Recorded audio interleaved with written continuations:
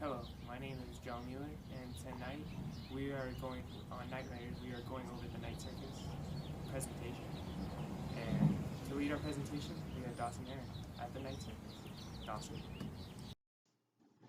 Alright, thanks John. Here's the setting.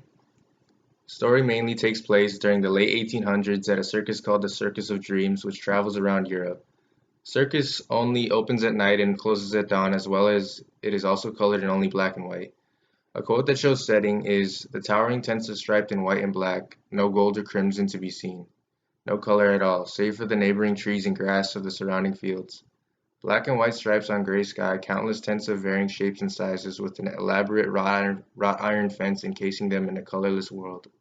Characters: Celia Bowen is the protagonist of the story and the daughter of Hector Bowen.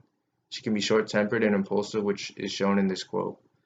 The girl looked up at him again, dark eyes narrow beneath her curls. The teacup at the desk begins to shake, ripples disrupt the calm surface as cracks tremble across the glaze, and then it collapses in shards of floured porcelain. Marco Alasdair, he is an orphan who is adopted by Alexander, who is searching for a student to compete against Celia. One trait of Marco is his natural charm that allows him to win over the people he meets. An example of this would be him easily being able to become Chandris's assistant. Alexander, also known as the man in the gray suit, he's the mentor of Marco and is also a very mysterious character in the book. His exact age is unknown and he seems to appear and disappear through the story as he pleases. Hector Bowen is a magician who goes by the stage name of Prospero the Enchanter. He enters his daughter Celia into a competition against the man in the gray suit's apprentice Marco. Hector is very forceful and controlling on his daughter as he uses physical methods in her training. An example of this would be when he broke her wrist in order to make her use her powers to fix it. Alright, back to you. Nice report there, Dawson. In other news, we currently have to relocate because our office is currently under construction. But we do have the important information and conflict for you in the Night Circus. For the intro, Celia's mom commits suicide and leaves her at the circus with her dad, Hector. Hector decides to challenge the man in the gray suit, who we learn his name is Alexander, and his student Marco. The inciting event in the story is when Celia and Marco first meet, but they don't realize that they're fighting each other in the game. For the rising action, Celia is being trained by her dad Hector gruesomely, and such as breaking her wrist and making her fix it by herself. We also learn the man in the gray suit is training Marco for the game also. In 1885, London newspaper reports that Hector has died, but clearly we find out Hector isn't dead and is at the circus training Celia. For the climax, Celia and Marco fall in love with each other, and they find out that the only way the game will end is if one of them dies.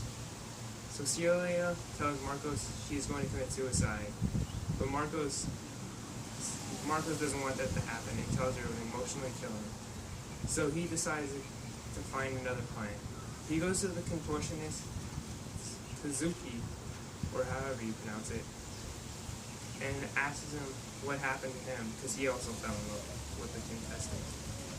He told the story of Merlin, where Merlin was put in prison for life inside a tree for falling in love with his contestant.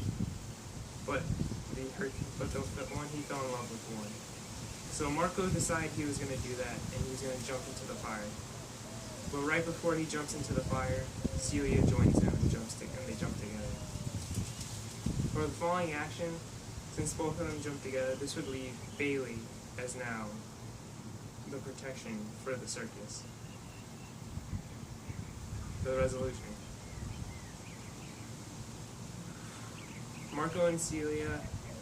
After Marco and Celia jump into the fire, they both die, but they become spirits of the circus, and now they are part of the circus, but they can't leave.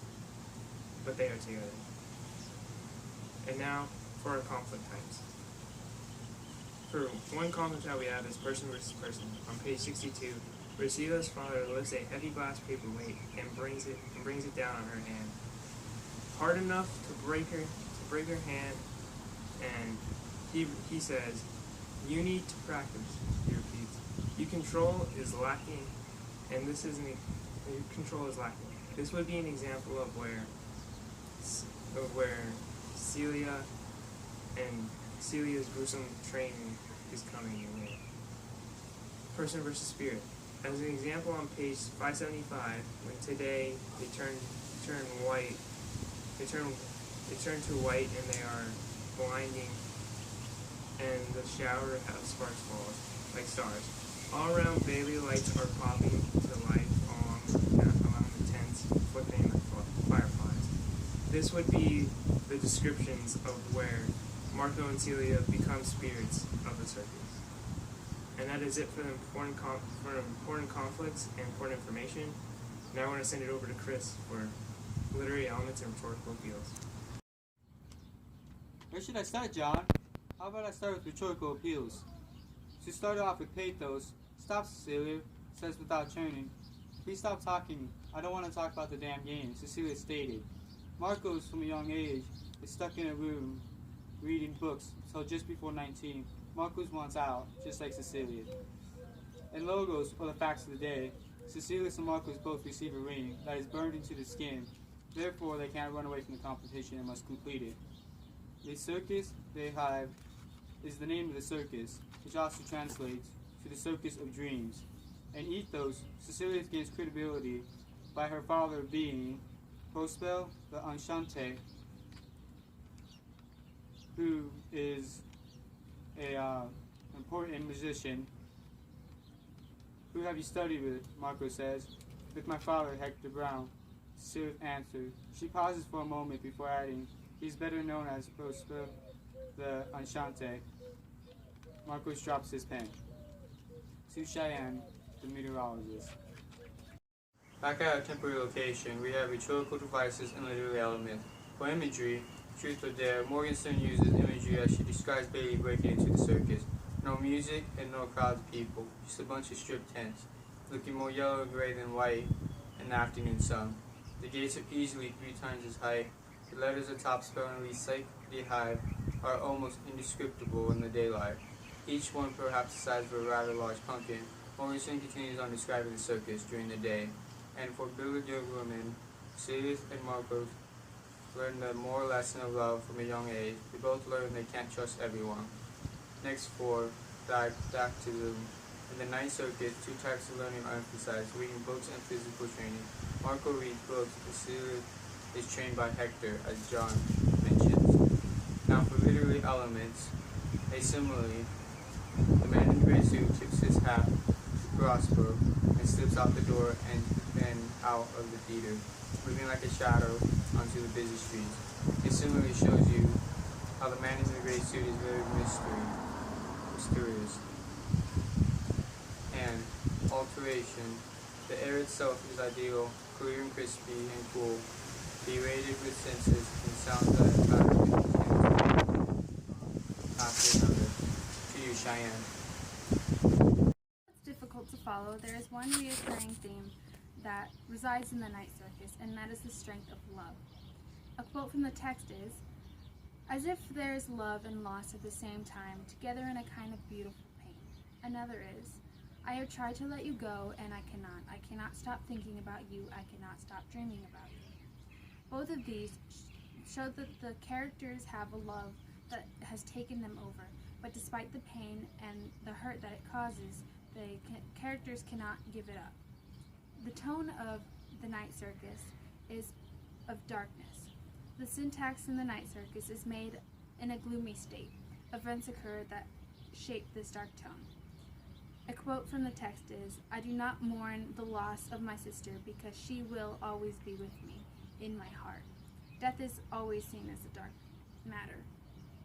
Another quote is, but dreams have ways of turning into nightmares. This quote brings down the light and hopefulness a dream has and makes it rather grim. Now it's time for the rhetorical devices that are found in the night circus, followed by quotes and the meaning. The first is analogy. Only the ship is made of books. It sails thousands of overlapping pages, and the sea it floats upon in the dark black ink. This is a comparison to the sea length and color of the sea compared to that of a book. Another is idiom. Life takes us to unexpected places. Sometimes the future is never set in stone. Remember that. This set in stone is a common saying, meaning that something is not really permanent and can be changed. Another is metaphor. Celia, he says without looking up at her, why do we wind our watch? Because everything requires energy, she recites obediently, eyes still focused on her hand.